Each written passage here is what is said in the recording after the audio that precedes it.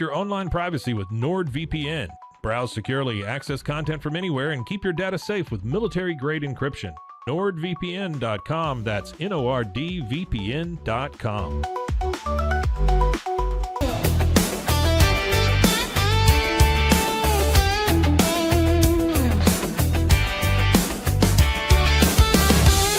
It's not just a glove, it's a 44 Pro. Crafted with dedication, made for performance, and built to last. Get your custom glove today at 44pro.com and experience the 44 Pro difference. That's 44pro.com, 44 Pro.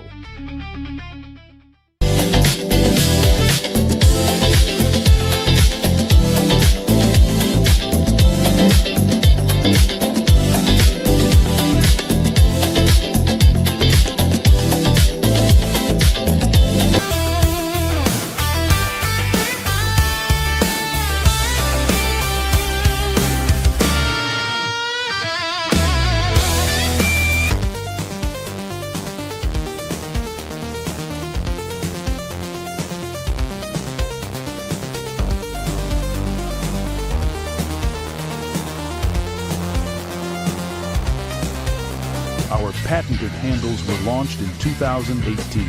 We continue to push the boundaries of strength training. Join us in making your training more natural and effective. Visit Engels90.com to learn more and revolutionize your workout.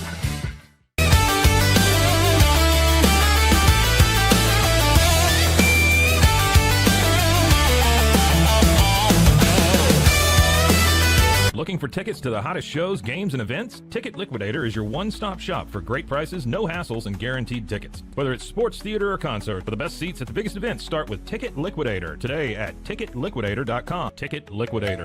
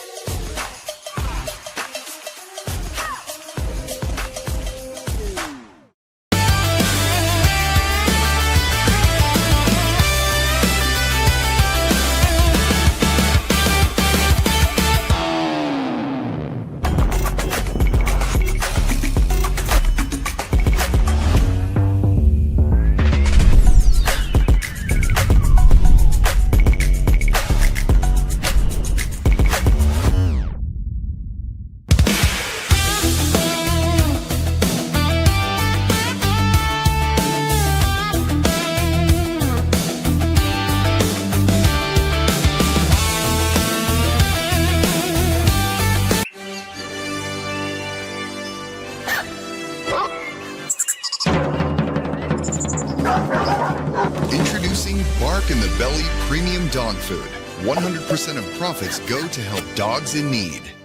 Over 30% of adults struggle with chronic foot and joint pain, and many face mobility limitations as they age. But a revolutionary Comfort First slipper has taken the wellness world by storm. Try Cloud Slides and feel you are walking on the clouds. Cloud Slides.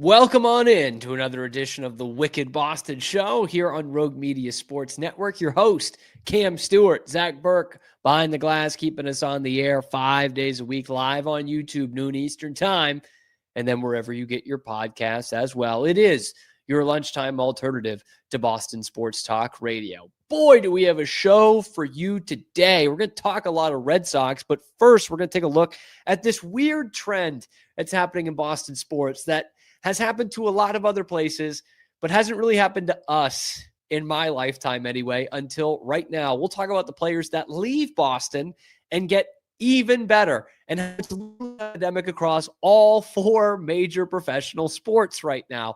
We will also talk with Jeff Carr of Locked On Reds to talk about potential Hunter Greene trades to the Red Sox and why they're so interested in Jarren Duran. Yes, please take him. Oh, we got some interesting trade proposals going back and forth in that one.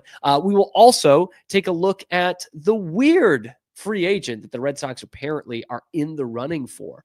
Kyle Tucker, great player, but why here? Why is John Heyman saying that? We'll give you the answer why to that as well. It's all coming up on the Wicked Boston show. It's not just Boston, it's Wicked Boston.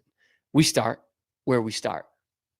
There's something weird going on in Boston sports right now, or really outside of Boston sports, but with Boston sports very much involved. Okay, so I grew up obviously in the 2000s, the best time in the best city if you're a sports fan, literally ever. Like all the teams were good. My whole childhood, they won championships. They all won at least one. And what was so great about it is pretty much all the teams, but especially the Patriots and the Red Sox, were the gold standards in their sports on how to run a franchise.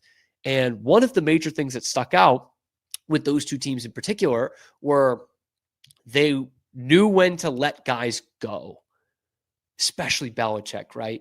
Always a year early rather than a year too late. And these guys would go and they'd get big money somewhere else and they'd flop, right? Ty Law did it. And Ty Law's a Hall of Famer. All kinds of Red Sox guys, they just said, you know what? Actually, we're good. Go and see what you can get. Pedro, they traded Nomar. They let Pedro walk. They both worked out big time. And so that was a cool way to grow up of like, not only are they good, but they're smarter than everybody. And they show you how to run these things. Now, while some of the teams are good, the second part is not the case anymore. And so what's going on right now across the four major professional sports is there are guys that used to play in Boston that went somewhere else and are continuing to succeed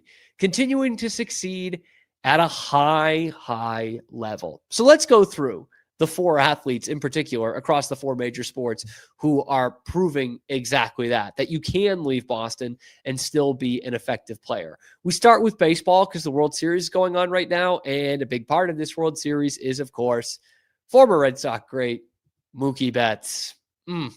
This was the toughest sport to choose because there are two great ones at the top. I could have picked Kyle Schwarber, whom they let walk and said, we'll get Masataka Yoshida next year instead.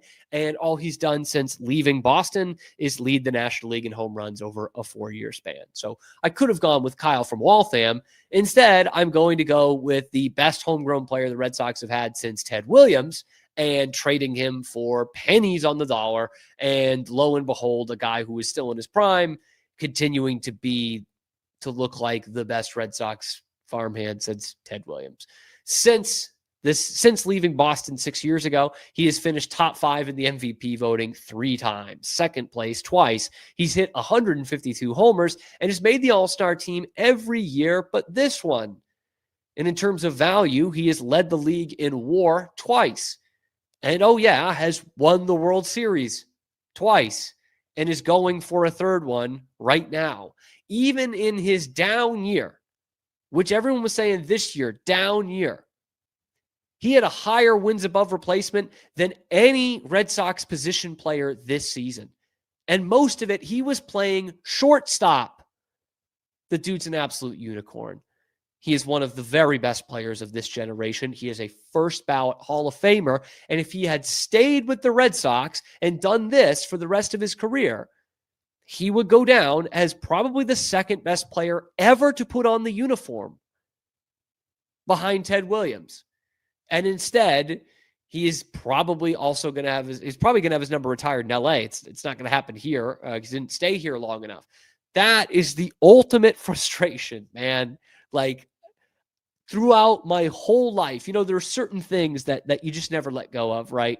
Like some of those nasty texts your ex sent you, or the emails of people you work with telling you how much you suck at your job. Like those things stay with you forever. What's going to stick with me forever is the fact that the Red Sox traded Mookie Betts in his prime for a guy who didn't really want to leave. He just wanted market value. There's not a Red Sox fan who thinks that there's this greedy Mookie Betts and get him off my team. Nobody thinks that. It's probably the most universally hated trade in the history of this city because Babe Ruth was a sale. It's technically not a trade, but it's literally right there, man. And if the Red Sox go 10, 15, 20 years without winning a World Series, certainly that's what they're going to look at. We had the curse of the Bambino. Now we have it for Mookie Betts. But very tough to pick after a 56 home run year from Kyle Schwarber for a guy they very easily could have re-signed for a lot less than what they would have had to have signed Mookie Betts for. And I won't say all would have been forgotten, but it kind of would have been forgotten. You would have traded an MVP and then brought in an MVP 2 years later and re-signed him. So, but it didn't work out that way. For the Patriots, the team that always was a year too early rather than a year too late, they didn't get this one right. Tyquan Thornton. All right, Cam, settle down. It's a half a season. He's putting up decent numbers. I know. But the Chiefs have found out how to play Tyquan Thornton. The Patriots never found out. Just never utilized him correctly.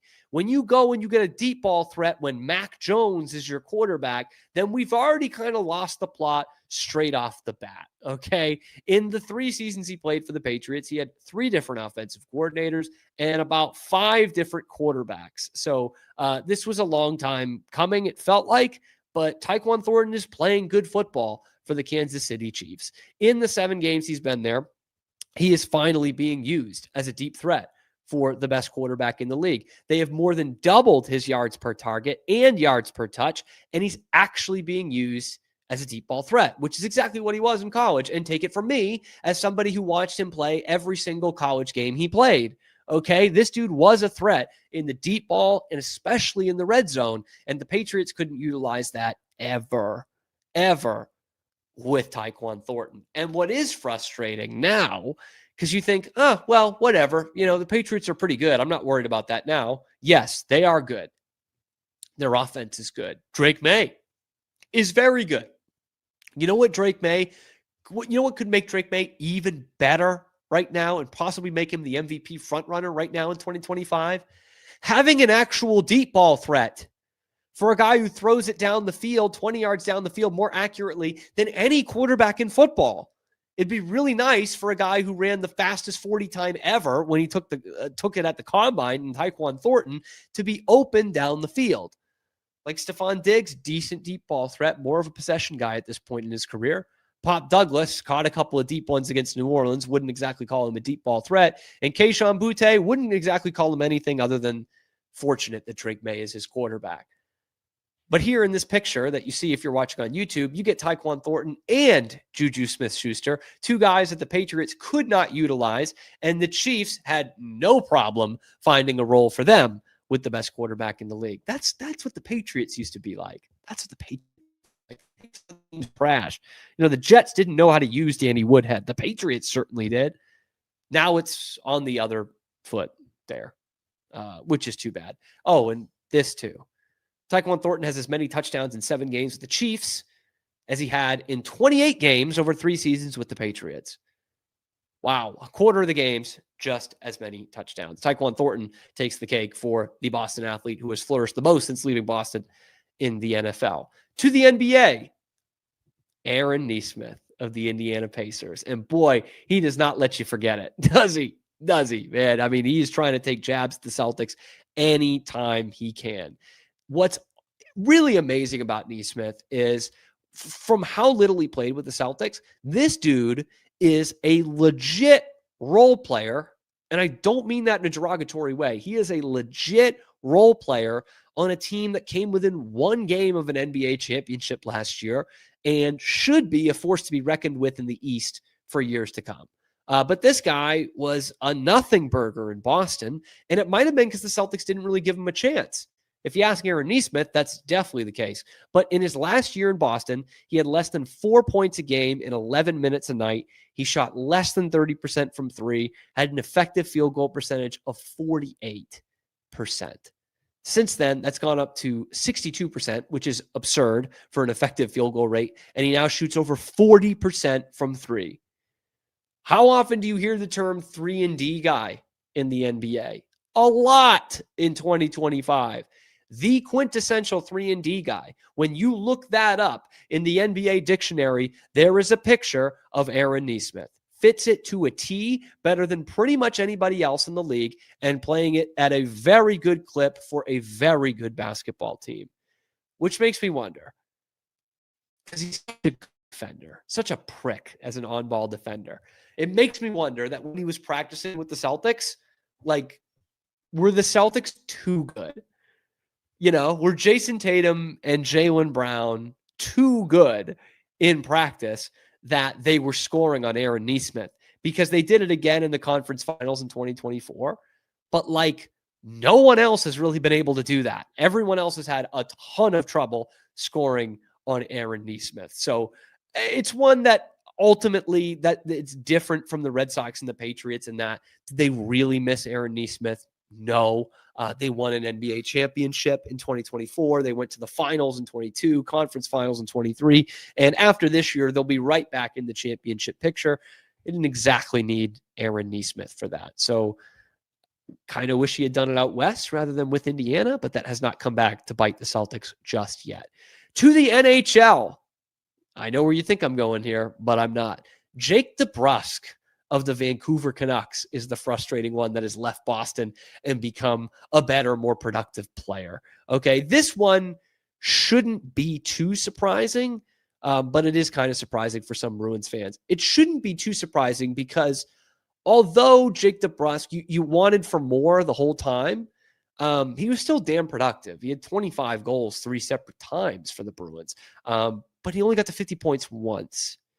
And when you look at how he was used, he played on the power play a lot. He played on lines with Patrice Bergeron, David Pastrnak, and Brad Marchand a lot, and David Krejci for a good couple of years of those as well. So he was always surrounded by a ton of good talent. And so when it came time to pay Jake DeBrusk, I was one of those people who was sitting there thinking, okay, let him walk. Let someone else pay him that money. And it was over $7 million a year over a 7-year sheet with the Vancouver Canucks. Very similar to what for the Bruins, albeit at a different position, so I won't compare them head to head. So he gets this 40-point season in 2024. Bruins let him walk, and honestly, Vancouver has not made the most of him yet. And still, in his one full year with them, he slotted into the first line and set a new career high in goals with 28. So not crazy off the pace of what he was in Boston, but with a team playing Mikey Eyssimont and Victor Arvidsson on the wing these days, yeah, this one hurts a bit that he has gone and continued to be a productive player. And there's all kinds of ones you can use for the Bruins. Ryan Donato had a 30-goal season last year in a year that you traded Charlie Coyle, the guy you originally traded him for. So there's all kinds of different ways you can go. Linus Ullmark still was fantastic last year as you had some of the worst goaltending in the league. Any which way you can. Oh, yeah, Brad Marchand too. Yeah, Brad Marchand won a Stanley Cup and was a huge reason why the Florida Panthers won the Cup. I would say they would not have won it without him. But this Jake DeBrusk one is frustrating because he was a frustrating player. You always felt there was going to be more from Jake DeBrusk. But 28 goals on your second line, man, you would take that in a heartbeat today. No questions asked. That's where it's a failure. Jake DeBrusk went and became that player right away. Again, not far off from what he was in Boston, and doing it for a Vancouver team that wasn't very good, that doesn't have a ton of talent around him, even on the first line. Decent talent, but Pettersson had a bad year, and Brock Besser's on the other wing. He's a decent player. You could have been getting a nice tune out of Jake DeBrusk right now. Could have been very helpful for your second line. But that's the new trend now. Guys can actually leave Boston and continue on and have productive careers. That never used to happen. Let me know who your most frustrating one is in the comment section below. Then be sure to like the video, subscribe to the channel, help us on the path to 5,000 subscribers. We're getting closer every day here on the Wicked Boston Show. I'm your host, Cam Stewart. Zach Burke keeping us on the air. We're not going anywhere, by the way, because when we come back, we've got an awesome interview with Jeff Carr of Locked On Reds. Let's start to talk some trade scenarios. Can Hunter Greene actually be a Red Sox next year? Let's talk about it next on the Wicked Boston Show. Your season, your shot. The NFL season is rolling, and every touchdown can bring you closer to a payout with DraftKings Sportsbook, an official sports betting partner of the NFL. From first touchdown scorer to anytime TD props, or the thrill of live in-game betting, every snap is loaded with opportunity. New customers, this one is for you. Bet just $5 and get $200 in bonus bets instantly. Plus, score over $200 off NFL Sunday Ticket from YouTube and YouTube TV. Download the DraftKings Sportsbook app and use code CAMSHOW. That's code CAMSHOW to get $200 in bonus bets instantly when you place your first $5 bet. Plus, over $200 off NFL Sunday Ticket from YouTube and YouTube TV. In partnership with DraftKings, the crown is yours. Gambling problem? Call 1-800-GAMBLER. In New York, call 8778-HOPE-NY or text HOPE-NY 467-369. In Connecticut, help is available for problem gambling. Call 888-789-7777 or visit ccpg.org. Please play responsibly. On behalf of Boot Hill Casino and Resort, Kansas. 21 plus age and eligibility varies by jurisdiction.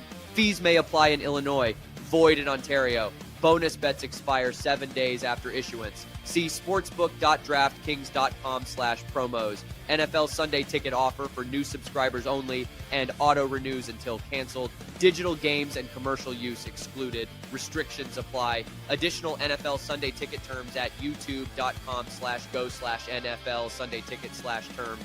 Limited time offer.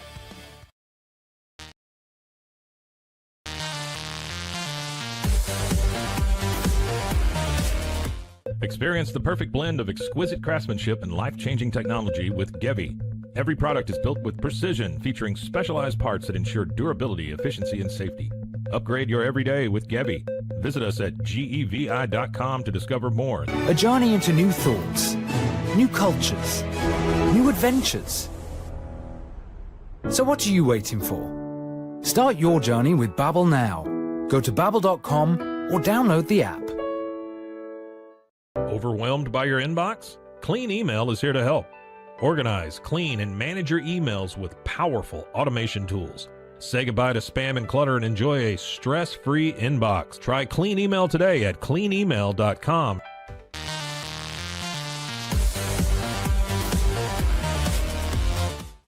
Better sleep, inspired by nature. Your back, hips, and shoulders will fall into perfect alignment in any position, meaning that you get deeper, more comfortable rest. Visit ecoterrabeds.com. Is your Mac running slow? Mac Booster 8 is your all-in-one solution to clean up 20 types of junk files. Get your Mac running like new again with Mac Booster 8. Visit macboost.net today. Tervis is all about staying hydrated. Each product is built to last and comes in endless designs to match your personality. Stay refreshed and express yourself with Tervis. Visit tervis.com today and find your perfect tumbler. The U-Like Air 3, launched in 2023, ushers in a new era of sapphire ice cooling technology, offering nearly painless hair reduction in just 3 weeks. That's ULIKE.com. U-Like.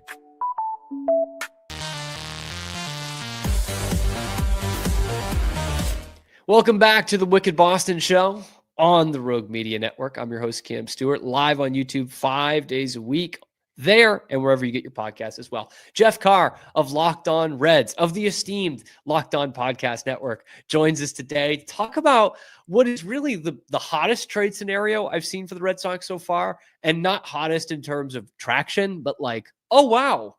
Yeah, I guess. Maybe. Yeah, it's the Tarek Skubal thing is way off the board, but this one is honestly pretty close as well. We're talking Hunter Greene, the fantastic young starter for the Cincinnati Reds and all-star in 2024, and possibly why the Reds might want another all-star from 2024. So, Jeff, appreciate you coming on. And first, I got to ask, is there genuine interest from Cincinnati in Jarren Duran? Absolutely. Jarren Duran would fit the perfect profile for what the Reds are looking for. They've need upgrades in the outfield for years now, and they've had TJ Friedl in center field, and he has been pretty solid, but he is not the guy that the rest of the young core is. He's kind of inching into his 30s a little bit, and as somebody that's in his 30s, that feels sacrilegious to really say is a detractor, but at the same time, it is baseball, and that's not exactly the early part of your career. And so if you could move him into a corner outfield spot, I think I'd feel better about that. And it feels like Jarren Duran would fit in very nicely in the center field of Great American Ballpark. It makes me think of that tweet that resurfaces every couple months. It's like the broadcaster's saying he's 32 years old. He's the oldest man in the league. Nobody knows how he even gets out of bed in the morning. That is kind of what it's like. Football specifically, but definitely baseball too. And this is good. I didn't have to, I had like 15 bullet points ready to convince you why you should get Jarren Duran, because I think the Red Sox fans are kind of sick of him, but not really because of the talent. Like, he still had a good year across the board. 2024 was the one where he was top 10 in MVP voting, All-Star Game MVP, all that. But he still had a pretty good year across the board. I just think with the guys the Red Sox have coming up, it's a log jam in the outfield. So you're looking for a team that is looking for some outfielders. Okay, so now that we've established that Jeff Carr really wants Jarren Duran, how about this? Him plus your number 2 prospect, left-hand starter Peyton Tolley, and your number 3 prospect, another outfielder, Yostinson, the password Garcia. Is that enough? Because I've seen that trade proposed. Is that enough for GM Jeff Carr to get rid of Hunter Greene? I don't know. I think I would need a pitching prospect in there as well. Another one. That's the tough one, because see, here's the thing. And while I don't want to put the kibosh on it yet, I definitely am listening. But at the same time, I think the perceived value of Hunter Greene and probably what his actual value from other GMs is going to be, there's a gap there because of his durability, because of his lack of having pitched more than 26 games in a year. I think that he's a guy that when he's on the mound, you know exactly what you're getting from him. You're getting ace stuff. He can be a game changer for you. And it's funny because there are a few people, it's a very small minority, but a few people that are trying to say, oh, he choked in the playoffs. It was his first playoff start, and supposedly he was tipping his pitches. So yeah. I'm going to throw that one out there. I think that's probably fair to give him a pass. And I think that he will only get better from here. The kind of guy that if he is healthy enough, he should be in the Cy Young race. But if I were an opposing GM looking at him, I probably would decline the offers that I would throw back there for Hunter Greene, simply because the Reds have this ability to develop pitching in a way that I think they would want to replenish their pitching stock as well as get a position of need if they were to trade him away. And so Peyton Tolley, and I know a little bit about Peyton Tolley, a little bit about the password. And then when it comes to Jarren Duran, I mean, he immediately Reds' best outfielder. I think that's close, and that probably would be enough for me, because then you're also talking about a guy that a year or two down the road is also a key contributor in your corner outfield, maybe a DH guy there as well in the password. So that would be tempting for sure. All right.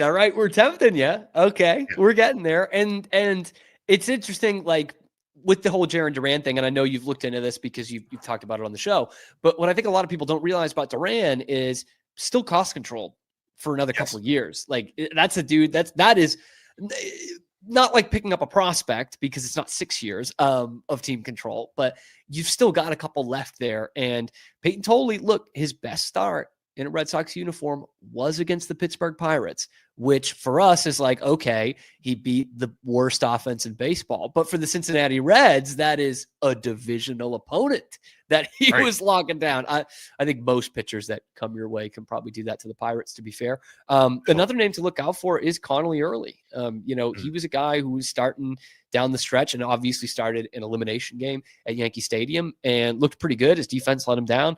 That's a guy whose ceiling probably isn't as high as Tolley's, but his floor is major league starter next year. And Tolley still probably has some things to work out in terms of the secondary pitches, but the pitch mix that Connolly Early can throw in there, from a Red Sox standpoint, that's almost a 6 of one, half dozen of the other. You don't really want to part with either one of those guys, but if it's Hunter Greene coming in return, it could be Connolly Early instead of Peyton Tolley. So we do have some flexibility, Jeff. We've got some options that the Red Sox can send your way.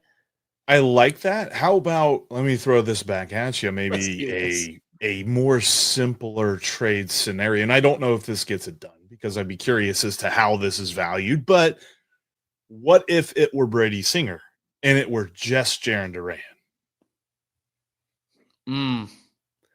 That's interesting. Much more durable, much lower ceiling, but much more durable. Yeah.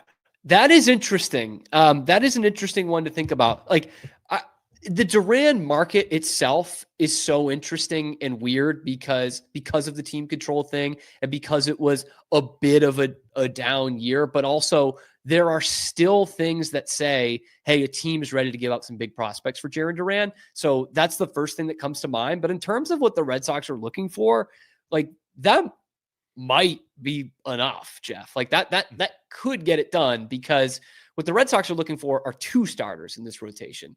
You know, the number 2 guy is the one that keeps popping up. That's the big names. That's the Joe Ryans, the Hunter Greenes, if you will, the Ranger Suarez's on the free agent market. But you're also really looking for a 4 guy as well. Like, let's say Connolly Early is your 5. Brian Bayo should slot in really nicely as your 3 after being your 2 last year. And I don't think they're going to extend an offer to Lucas Giolito. So in terms of what you're talking about with Brady Singer, you know, is the ceiling as high as Hunter Greene? No, it's not. But can he give you what Lucas Giolito gave you last year? I think so. And probably some more durability as well. So that could happen, Jeff. Like that could happen. I think it'll be a little underwhelming for Red Sox fans, but I don't think it would deviate crazily from the market for a Duran and a 1-for-1, and you get a guy who slots right into your starting rotation. There's not much more you could ask for. His value's at its highest right now. It is Duran. Right. So. Because in my feelings too, like I know that Singer is no Hunter Greene, but at the same time, you would keep Tolley, you'd keep the password, you would just lose Jarren Duran, and then you could conceivably. I mean, I feel like the Red Sox have deeper pockets than the Reds would, but go get Ranger Suarez as your number 2 guy, and then you have both guys. You keep your young pitchers. You don't have to recycle that. Brady Singer's got 1 more year of team control, his final year of arbitration. I've seen it like projected between 11 and 13 million or something like that. So then you've got him for 1 more year to push Connolly Early and Peyton Tolley so that, okay, you can pitch them this year, but you don't have to throw them a ton. And they've got this little bit of buffer between now and when you really think that they should go. And meanwhile, you still can go get that Ranger Suarez. Because I mean, if Boston goes calling to Ranger Suarez and a Philly's not in on him, then I got to believe that that's a really high up on his list type of move. Probably. And the Red Sox should have deeper pockets considering they traded Rafael Devers for nothing to get rid of that salary. And they'll have a nice time with Tony Vitello this year. That is very interesting. Obviously that's unprecedented. But yeah. And by the way, 11 to 12 million for Brady Singer, that is much less than what they gave Walker Buehler this year. 20 million to Walker Buehler for that.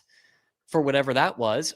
So already we're talking maybe some other options instead of Hunter Greene, because obviously from a Reds fan standpoint, like you're not really gung-ho to get rid of Hunter Greene, even if it does fill some needs on the 2026 roster. Like Hunter Greene has a pretty big need for any team in the 2026 roster. So I know you guys had talked about on Locked On Reds the other day that the proposals that you're seeing out there have this major flaw to it. So what is the major flaw to the proposals you've seen?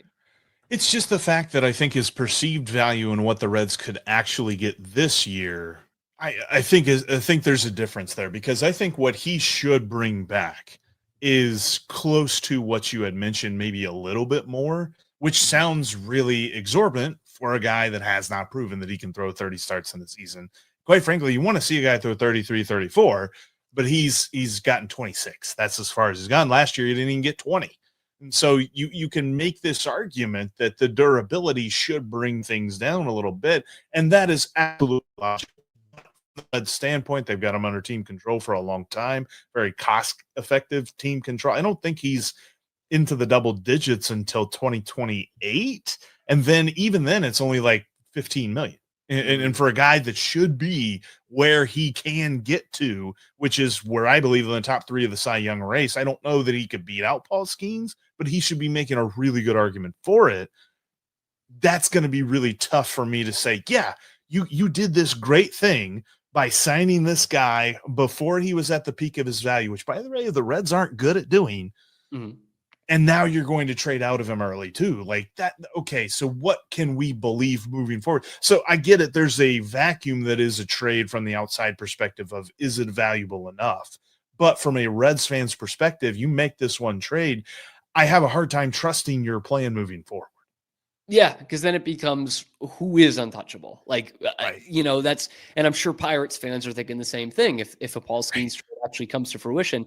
And I think you tried to walk around it a little bit, but hey, I think it's worth saying in terms of the age group and the starting pitcher, Hunter Greene is not that far off from Paul Skeens. Paul Skeens is the best pitcher in the league, but in terms of like cost controlled young pitchers via the first 6 years before free agency, or these guys who are locked up early, like Hunter Greene is kind of in that stratosphere. And everyone's talking about how there's no trade that gets Paul Skeens done, right? There's nothing, absolutely nothing that will accept. So Hunter Greene probably falls not that far below it. And I do want to lean on that part a little bit here is, we talk about the cost and kind of his potential, but on the mound, as someone who watches all of his starts, no matter how many it is, how few starts they are, what is it that makes this kid so special?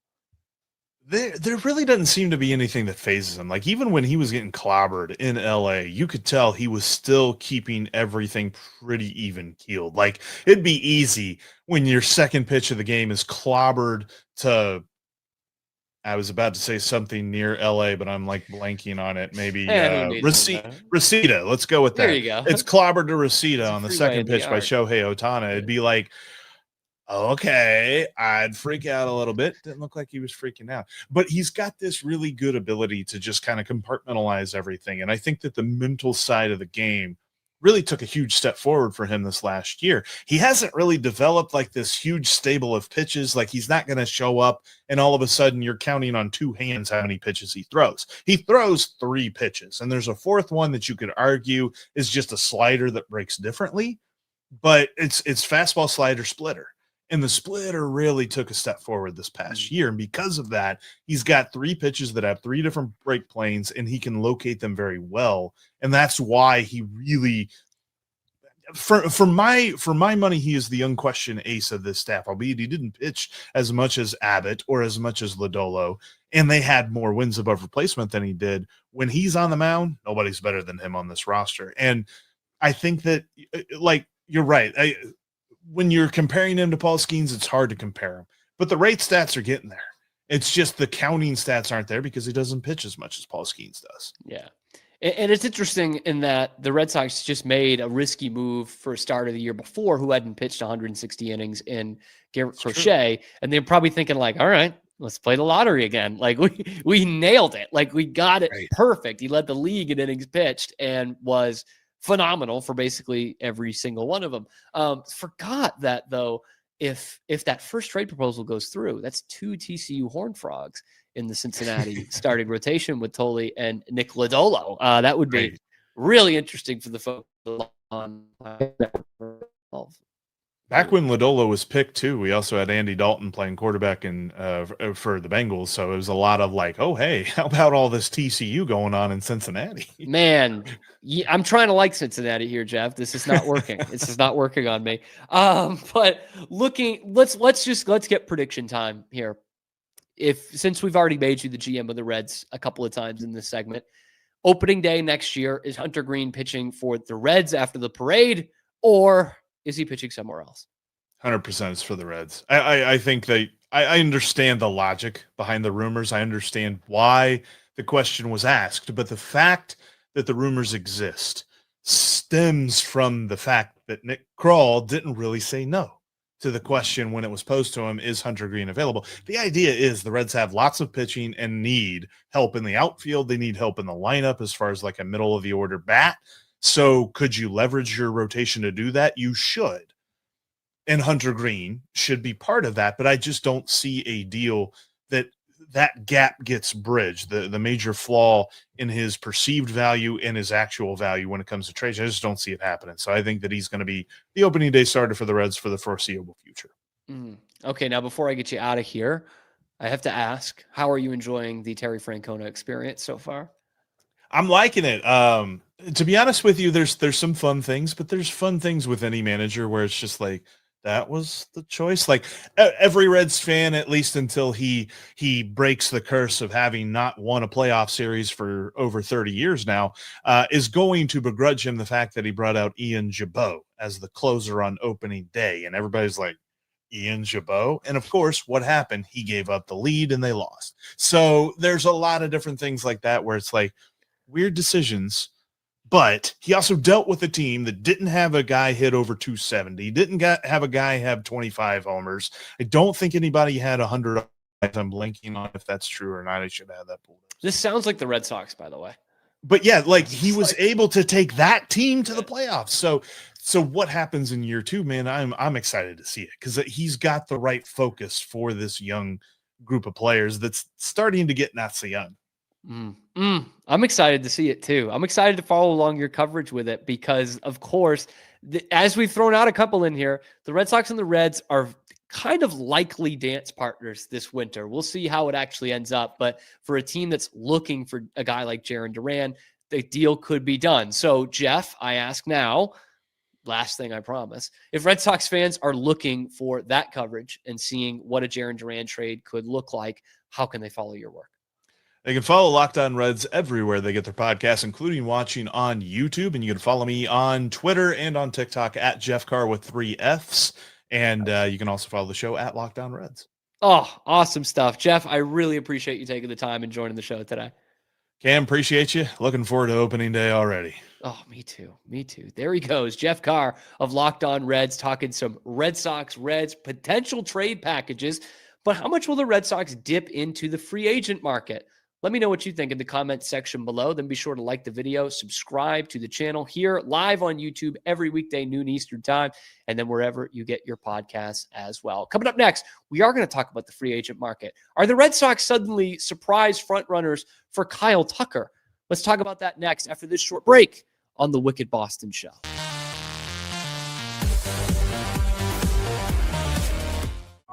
Circulon C1 Series Clad with Scratch Defense Non-Stick. Maximize cooking, minimize cleaning. Discover the unmatched durability and elegance scratch-free, worry-free, forever.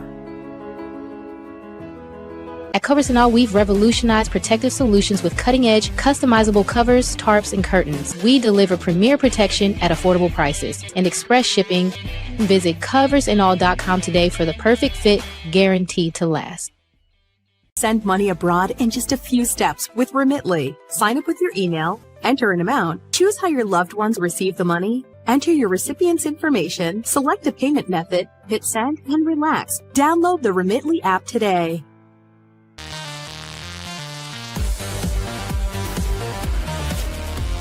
Experience the future of secure private cloud storage with Internix. Protect your files with end-to-end encryption, ensuring your data stays private and accessible only to you. That's INTERNXT.com today.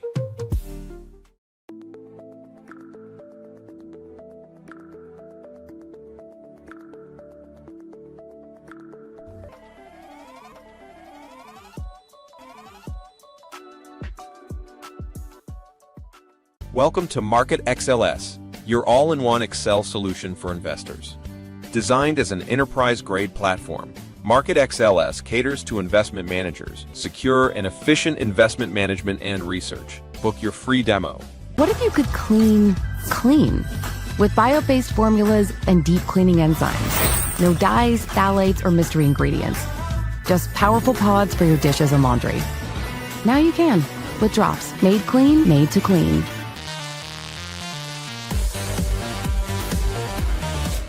Welcome back here on the Wicked Boston Show with your host, Cam Stewart. That's me, Zach Burke, behind the glass, keeping us on the air 5 days a week, live on YouTube at noon Eastern time, and then available wherever you get your podcasts, as well as your lunchtime alternative to Boston Sports Talk Radio. Special thanks to Jeff Carr, Locked On Reds, for breaking down some of those trade scenarios, even giving us some other ones that could get Jarren Duran in Cincinnati and give the Red Sox what they're looking for as well. I think it would be a bit underwhelming the more I think about it, of Duran for Brady Singer. As mentioned, Singer does fit a need, right? Like he does. Number 4 starter, certainly very dependable in that role. I just think what Red Sox fans will be disappointed and underwhelmed in, myself included, is that there are still trade rumors out there that teams are willing to give up prospects or guys that fit probably bigger needs for the Red Sox for Jarren Duran. And so that's the thing. Like Jarren Duran's your number 1 trade piece on your major league roster this year. in the offseason. And if you traded him for Brady Singer straight up, not a terrible deal by any means, but that would mean you traded your number 1 trade chip for your number 4 problem. And that's kind of the issue with that.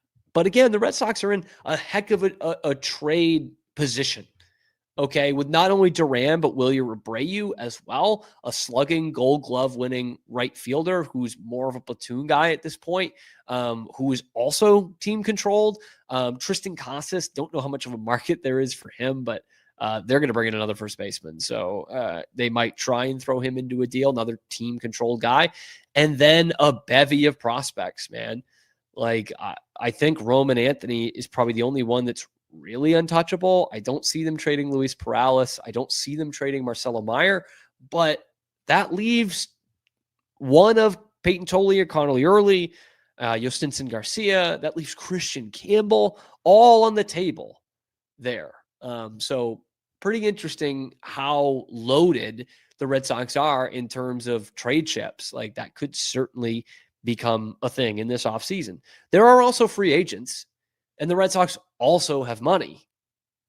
See Rafael Devers' deal and getting rid of all that money. Obviously, the first place the Red Sox are looking in free agency is Alex Bregman and bringing him back in. And certainly they will be looking for a power back in the middle of that order, preferably one that plays first base. So why then is Sean one of the front runners, one of the candidates for Kyle Tucker? One of the top hitters on the market, obviously. Top overall left-handed hitter, but certainly teams are going to be all over Kyle Schwarber first with his 56 homers. Kyle Tucker is a hell of a ball player. But why the Red Sox? That I'm not really understanding. Some of the other teams interested, the Dodgers, of course. The Yankees, of course. The Cubs would love to re-sign him, but it looks like that ship has sailed after his 1 year in Chicago. So why the Red Sox? In a vacuum, would I love having Kyle Tucker on this team? Sure. He's a heck of a ball player, good defender, Gold Glover in the past, Silver Slugger winner. Like, this dude for sure is a player you want on your roster. But in terms of the Red Sox, he doesn't fit any of the needs that they have, other than he's a very good professional baseball player and a very, very good hitter, right? But he doesn't fit your needs. You already have a surplus of guys in the outfield. That's why you're about to trade a guy who was top 10 in MVP voting in 2024, because you have too many guys in the outfield. You also had the problem of not enough power bats. And Kyle Tucker can have some pop in his bat. For sure he can. But he's not a slugger by any means. I wouldn't call him this deadly home run hitter. He hit 22 last year, which is the exact home run production you got out of your other right fielder, Wilyer Abreu. So he doesn't add a ton in that department. Again, a good on-base guy for sure. OPS is typically over 800, and he's a good defender. That's why his WAR is always over 4. Never quite to 5 or 6, but that's a heck of a season right there. So he doesn't fill your power need. He doesn't fill your right-handed bat need because he's a left-handed bat. And there's a logjam already in the outfield. And put all that together and add to the fact that his Sport Track contract projection is 10 years for $400 million. That's another where I'm like, someone will pay him and it'll be worth it for him probably. But $40 million a year for the Red Sox to get a good player but doesn't fit any of the needs? That sounds a lot like what Theo Epstein did in 2010 with Carl Crawford. He really wanted Adrian Gonzalez, didn't want to get rid of Anthony Rizzo, but did it. And then, of course, won a World Series with him when they were both in Chicago. But didn't really want Carl Crawford and felt it was a big name on the market. The Red Sox had some money to spend. They could make this super team. But he didn't really fit the needs that the Red Sox had in that season. Same could be said about Hanley Ramirez under a different GM in 2015, right? Like, he didn't really fit that need. That was the end of Ben Cherington, by the way, Theo disciple. Didn't really fit a need that they had. Kyle Tucker for $40 million is a good player, but he does not fit the needs that you have. And if you went out and got Kyle Tucker instead of Pete Alonso, that is not going to sit well with this fan base, man. Not going to sit well at all. Pete Alonso checks all the boxes that you really want here. Can he play first base? Absolutely. Does he hit home runs? Sure as heck does. Every full season they've had, he's hit 30 homers. The only time he didn't was the COVID year. RBI guy, yep, 126 last year, which would have been comfortably your leading RBI guy, as well as your leading home run guy, as well as your leading slugging percentage guy, and as well as your leading OPS guy. And a 144 OPS plus last year. Now, that's a lot of numbers thrown at you, but Pete Alonso can take a bat and hit a baseball over the fence just as well as almost anybody in the league. And he would be doing it at a shorter left field at Fenway. Like, this dude's a 40 double machine, and you're giving him the green monster. He led the league in doubles last year with 41. And you're giving him the green monster to work with. 5-time All-Star, and people will say, oh, well, his defensive range isn't that great. Really? What was Tristan Casas' defensive range this year? You had no options at first base. You were playing Abraham Toro for a couple of months. And you're going to sit here and say, oh, the range for Pete Alonso is not great. Don't care. Don't care. I'm not married to Masataka Yoshida being the DH for this team either. In fact, I'd love for him to be gone. So Pete Alonso, you can designated hit if you'd like. Just as long as you keep putting that ball over the fence. And one thing that Pete Alonso does better than anybody in the league that nobody's talking about when it comes to this free agent frenzy is he plays. He plays games better than anybody. He has not missed a single game in the last 2 years. At that point, I don't care what position he plays or what his friggin' defensive range is. But for a team in the Red Sox that just kept having bad injury after bad injury, I'll take a guy who's played 162 out of 162 each of the last 2 seasons. And is pretty damn good at it. Is good at hitting a baseball. I know, it's crazy. But that is the exact kind of right-handed power bat that fits every need that the Red Sox have. Kyle Tucker doesn't. Pete Alonso does. Kyle Schwarber does. I just don't think they're going to get him. 55 home run guy, and the numbers he's put up since leaving the Red Sox, ironically enough, is insane. In fact, I think he leads the National League in home runs in that 4-year span. Never, ever should have given up on him. I was 50-50 at the time, so hindsight's 20/20. But wouldn't have been mad if they kept Kyle Schwarber, and certainly would have been a lot happier now if they had Kyle Schwarber. He's willing to play first base, obviously, most likely a DH. Outfield, not in this team. Certainly not doing that in this team. But why am I spending $40 million on Kyle Tucker when I already have Roman Anthony at home? That's kind of the way I'm thinking of it. I don't have Pete Alonso. I need that. I don't have anything close to Pete Alonso. Alex Bregman, good right-handed bat. Very good. Don't think anyone's being like, yeah, that's your right-handed slugger right there. Trevor Story, heck of a year. Hope he can have another one similar. But is Trevor Story going to be your 3 or 4 hitter? Or should he be your 6 or 7 hitter? Like, tell me which is a more balanced lineup. Pete Alonso is the guy. If it's Schwarber, yeah, I'll be a pig in shit, man. I'll take that 11 times out of 10. But Pete Alonso is your guy. 1,000%. He is your guy. Just clocks in every year, plays the most amount of games possible, makes the All-Star team, hits a bunch of doubles, hits a bunch of homers, drives a bunch of guys in every year. I'm taking that every time. One season in his career has he had an OPS under 800. It was 788 in 2024. Like, that is a machine, the likes of which the Red Sox haven't had since JD Martinez. And that machine puttered out fairly quickly in the grand scheme of things. And I guess Mookie Betts as well, but a different kind of player. Another time I bring up Mookie Betts in this show. But for me, Pete Alonso and Alex Bregman way over Kyle Tucker. Let someone else spend $400 million on Kyle Tucker. He'll be a fantastic player, I'm sure. But he does not fit the need of this Red Sox team. So miss me with it. But let me know what you think. Are you taking Kyle Tucker no matter what the need is? Let me know in the comment section below. Then be sure to like the video, subscribe to the channel, help us building this channel and making it your lunchtime alternative for Boston Sports Talk Radio. I'm your host, Cam Stewart. Zach Burke keeps us on the air 5 days a week live on YouTube and wherever you get your podcasts. It is your lunchtime alternative to Boston Sports Talk Radio here on the Wicked Boston Show.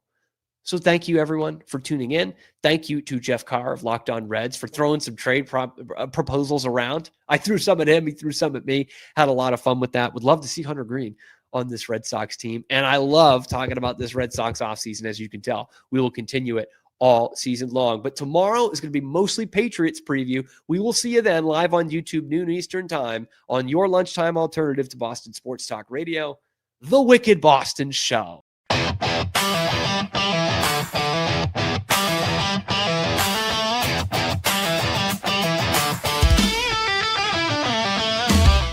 Relax with Hemp Delicious. Organically grown hemp, massively blended with delicious organic herbs, responsibly sourced for their holistic benefits. Each sip offers calming, antioxidant-rich wellness. Brewed just for you. Sip the calm with Hemp Delicious.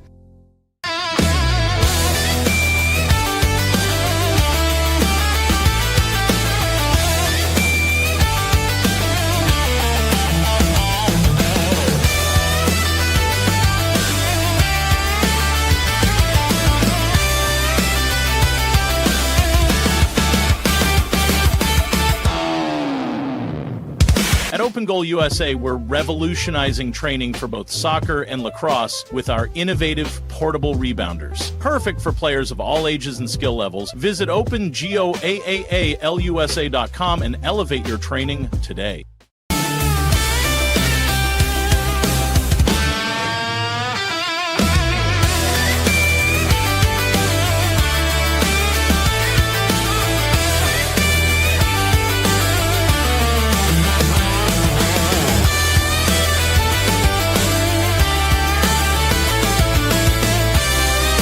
Farmhounds offers natural treats and chews made with quality products that support family farm, regenerative agriculture, and humane farming practices. Give your dog the best with wholesome, organic ingredients that promote health and happiness. Shop now at farmhounds.com.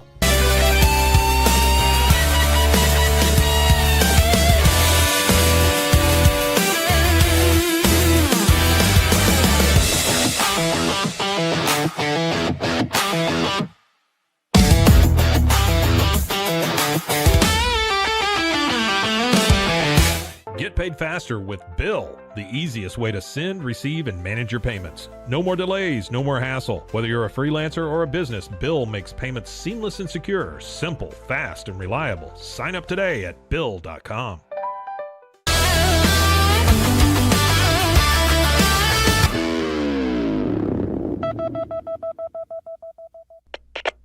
We are Rogue Media Sports.